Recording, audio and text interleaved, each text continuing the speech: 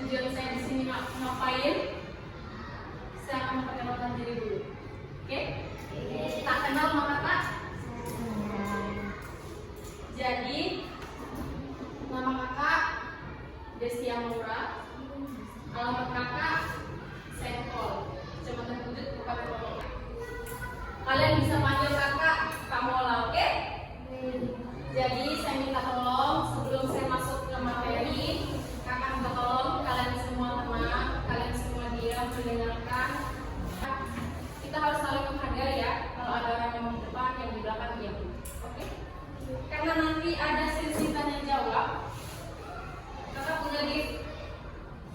Kakak punya gift ya. Jadi tolong didengarkan materi-materi yang kakak sampaikan. Nanti kalau ada pertanyaan, siapa yang bisa jawab kakak kasih gift. Oke? Jadi kita masuk ke materi langsung ya. Sebelumnya ada yang tahu TBC itu apa? Kakak pernah dengar? Mungkin? Tidak tahu ya? Pernah dengar doang ya? Oke. Karena banyak teman-teman yang nggak tahu, jadi adik-adik, tadi ada temennya ada yang tahu tapi pernah dengar aja TBC itu apa, pernah dengar penyakit TB itu, tapi tidak paham apa itu TB. Jadi di sini saya akan memperdalam lagi, saya akan menjelaskan dari penyakit TB itu sendiri.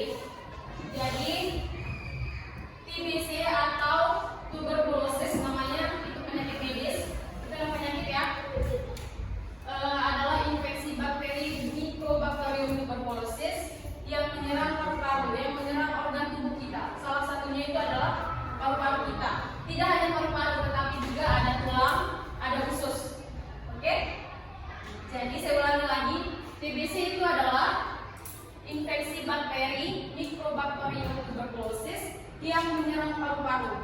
Itu yang sering diserang paru-paru ya. Tapi banyak juga organ yang lain seperti tulang dan usus.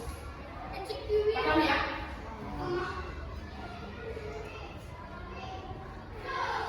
Nah, di sini ada cara penularannya juga dan faktor risiko pada anak seperti adik-adik semua. Cara penularannya yaitu yang pertama melalui droplet atau percikan darah.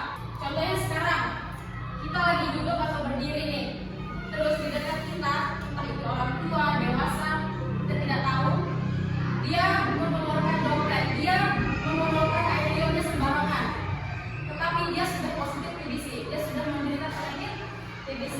Kita tidak tahu kalau dia sedang menderita penyakit TBC. Kita berdekatan atau mungkin jaraknya segini ya, segini jaraknya. Dia mengeluarkan dengan sembarangan. Dropletnya yang keluar itu menyebar ke udara.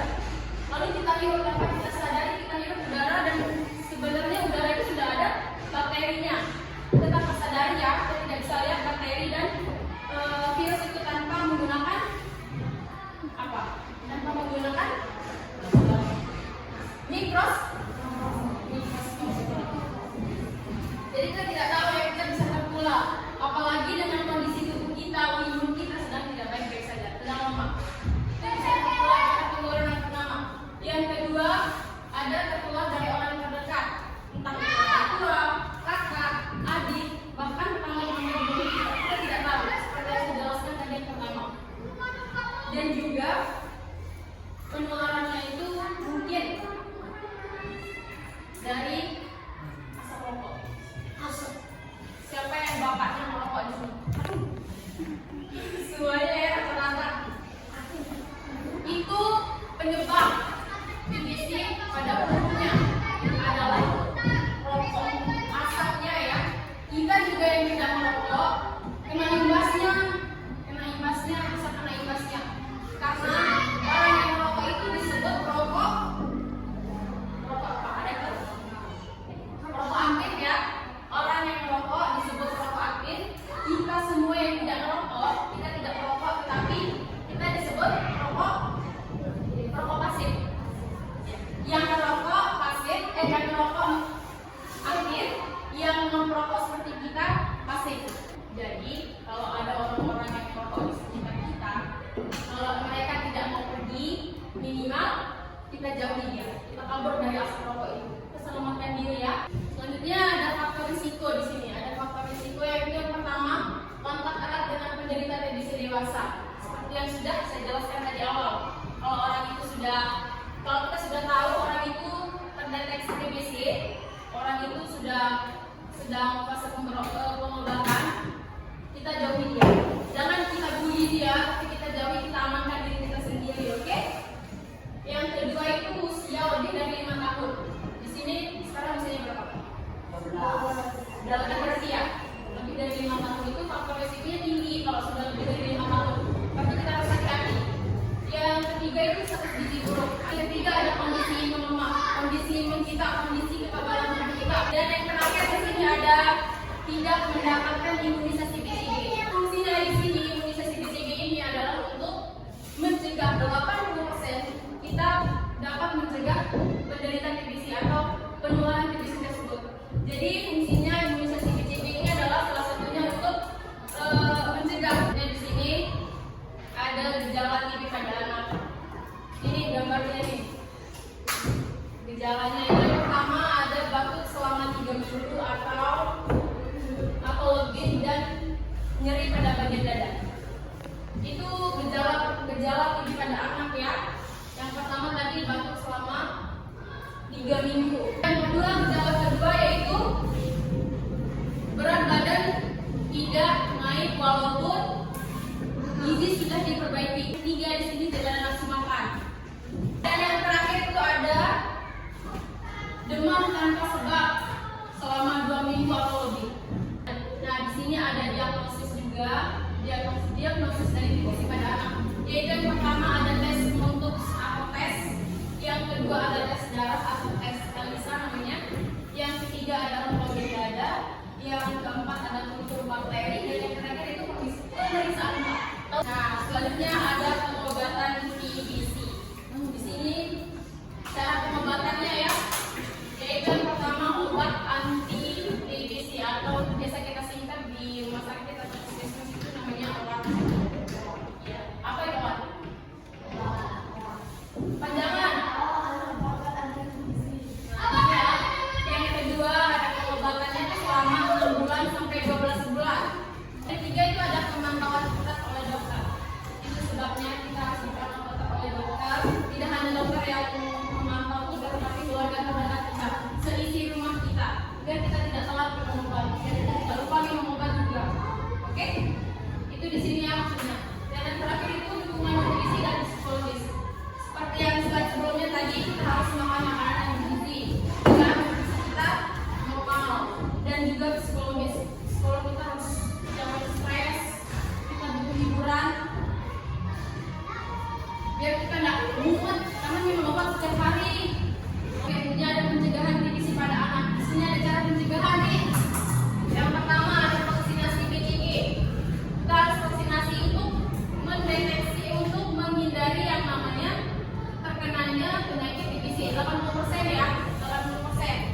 Itu lumayan 80%, tinggal 20% nya kita menjaga diri gitu ya.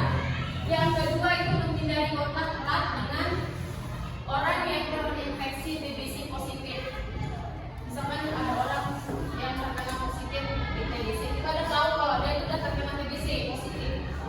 Kita jangan membuat dia tersinggung, tapi kita secara halus pelan-pelan kita pergi, kita hindari dia.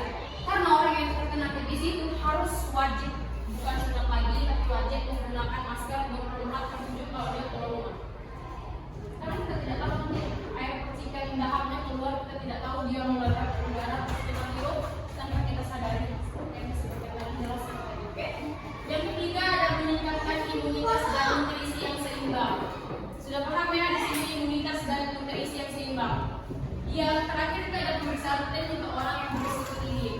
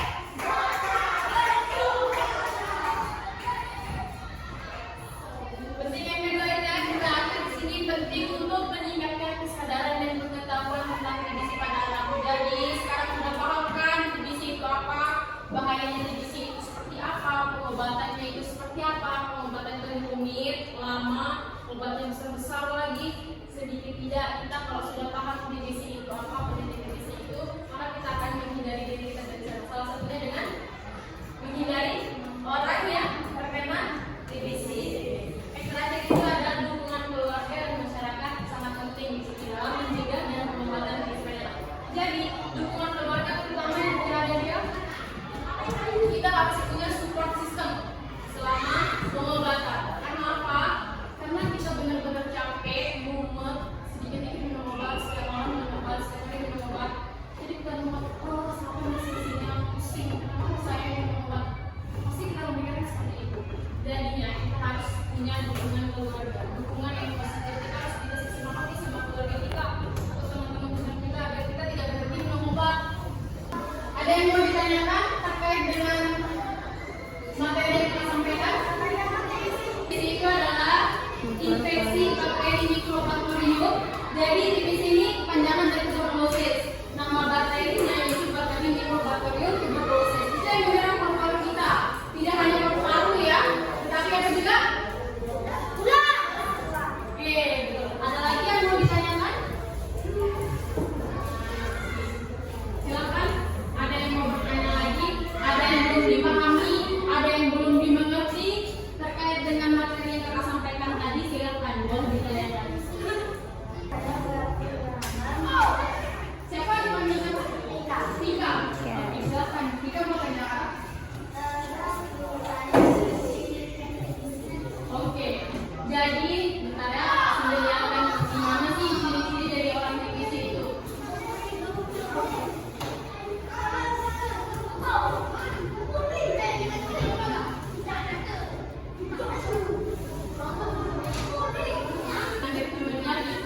Bagaimana sih ciri-ciri dari orang yang terkena positif TBC? Ini kakak sudah tampilkan. Ini ya, 1, 2, nih banyak nih. Ini yang sekurus itu karena dia juga harus pakai masker. Dia kurus, tidak ada aman ngapa-ngapain, mau keluar aja males. Ini ya. Ini dia rupanya orang-orang yang tidak mau minum obat, padahal obatnya sudah disediakan. Dia kurus, kering, matanya ke bawah. Seperti ini ya. Adik-adik bisa lihat nih ciri-cirinya. Dengarkan teman-temannya. Saya mau menjawab, perkenalan diri dulu. Ulang ya lagi.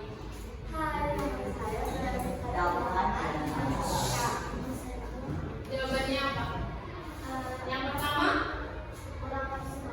Ya, betul. Yang kedua? Batuknya berapa lama? Batuknya? Ya, terus ada apa lagi? Ada yang bisa dijawab? Baru 2 nih. Satu lagi dong. Satu lagi dong.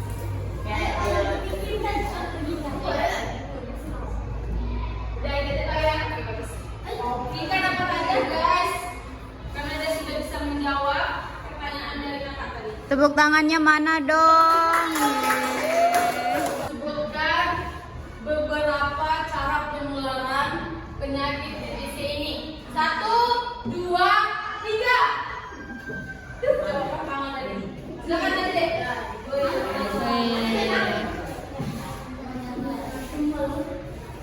Perkenalannya ini ada Kavina. Oh lupa ya tadi kakak kenalkan. Yang di belakang itu namanya Kavina. Kalian bisa panggil dia Kavina. Say hi, halo.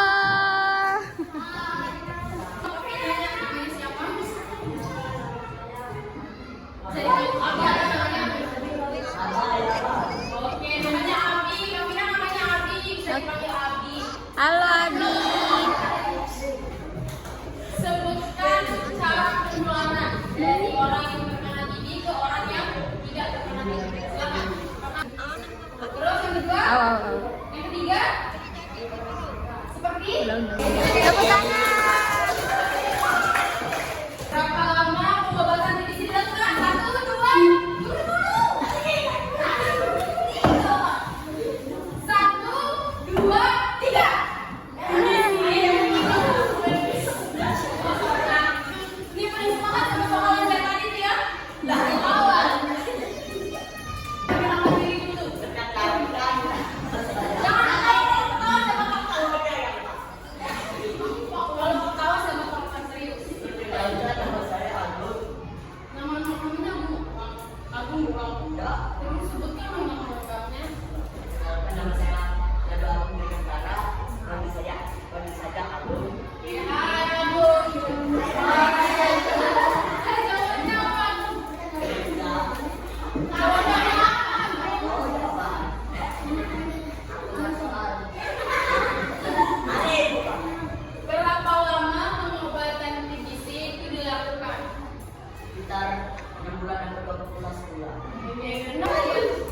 Jadi supaya